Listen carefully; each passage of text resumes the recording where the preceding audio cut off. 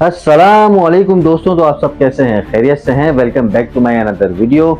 जी हाँ, इस वक्त दुनिया में एक नया रियलिटी शो चल रहा है, अमेरिका वर्सेस ईरान। लेकिन प्रॉब्लम यह है कि अमेरिका इसको जो है हॉलीवुड मूवी समझ रहा था, जबकि ईरान इसको बॉस फाइट समझ रहा था और पूरी दुनिया पॉपकॉर्न लेकर इसको एंजॉय कर रही है। दोस्तों, अमेरिका का एटीट्यूड तो आप जानते ही हैं।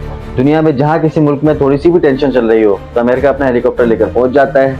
क्या करने? डेमोक्रेसी डिलीवर करने के लिए। जी हाँ, जैसे इराक, जैसे लीबिया, जैसे अफगानिस्तान और इस दफा ईरान। अमेरिका का स्टाइल ही कुछ अलग है। वो कहते हैं कि हम जैसे करीम ऊपर में राइड्स बुक करवाते हैं ना, ऐसे ही वो कहते हैं कि हमें लोकेशन भेजो और मिसाइल हम आपके घर पे डिलीवर कर देते हैं। जी हाँ, इस दफा इसराइल और अमेरिका ने मिलकर ईरान पर स्ट्राइक्स किए।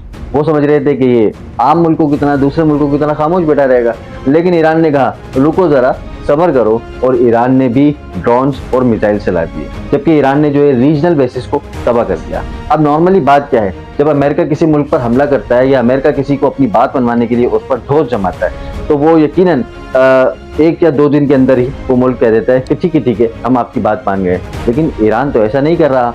ईरान तो स्ट्राइक बैक कर रहा है। दोस्तों, अगर मैं आप लोगों से पूछूं कि दुनिया की सबसे ताकतवर आर्मी किसके पास है, तो आप कहेंगे अमेरिका के पास। जी हाँ, क्योंकि आप कहेंगे बजट देखो, टेक्नोलॉजी देखो, वेपन्स देखो। लेकिन इन सारी चीज़ों के बावजूद भी अगर कोई छोटा मोटा मुल्क आपके सामने टेढ़ा होकर खड़ा हो जाए तो फिर सुपर पावर को भी सोचना पड़ जाता है।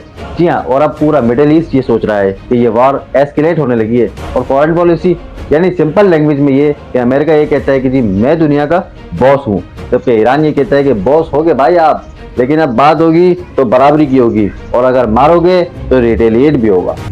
लेकिन दुनिया में इस सारे सीन को सबसे ज्यादा एंजॉय कौन कर रहा है? Kim Jong Un.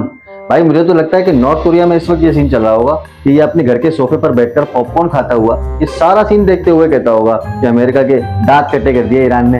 यानी अब सुपर पावर को भी पता चल रहा है, पूरी दुनिया में कहीं भी फाइट हो, ये लीडर सिर्फ एंजॉय करने के लिए रह गया है। कि नेटफ्लिक्स की सीरीज चल रही है, जैसे सीजन 1 में इराक, सीजन 2 में लीबिया, सीजन 3 में अफगानिस्तान, जबकि सीजन 4 में ईरान, और सीजन 5 में कौन आने वाला है मुझे कमेंट करके बताएं सारे।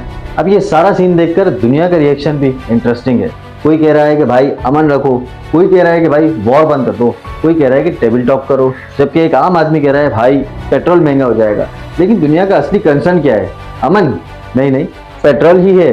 और सबसे इंपॉर्टेंट बात यह है कि दुनिया को ये पता चल रहा है कि सुपर पावर होना अलग बात है, जबकि गुरूर और धमकी से ठोस जमाना अलग बात है। क्योंकि कभी कभी छोटा मुल्क भी गले पड़ जाता है और फिर दुनिया ये देखती है कि पावर सिर्फ मिसाइल की नहीं बल्कि हिम्मत से भी होती है। और अगर कोई ये समझता है कि वो दुनिया का बॉस है तो फिर उसको भी कभी कभी रियलिटी चेक मिल ही जाता है, ईरान की तरह।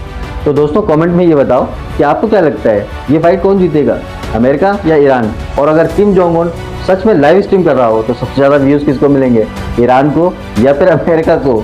जी हाँ, मेरी वीडियो पसंद आई तो लाइक करें, मेरे चैनल को सब्सक्राइब करें। अब तक के लिए इतना ही। आपसे मिलते हैं किसी और वीडियो में। अपना बहुत ख्याल रखिएगा, अपने करीब करीब के लोगों का बहुत ज़्यादा ख्याल रखिएगा, मुझे दुआ में याद रखिएगा। अस्सलामु अलैकुम व रहमतुल्लाह।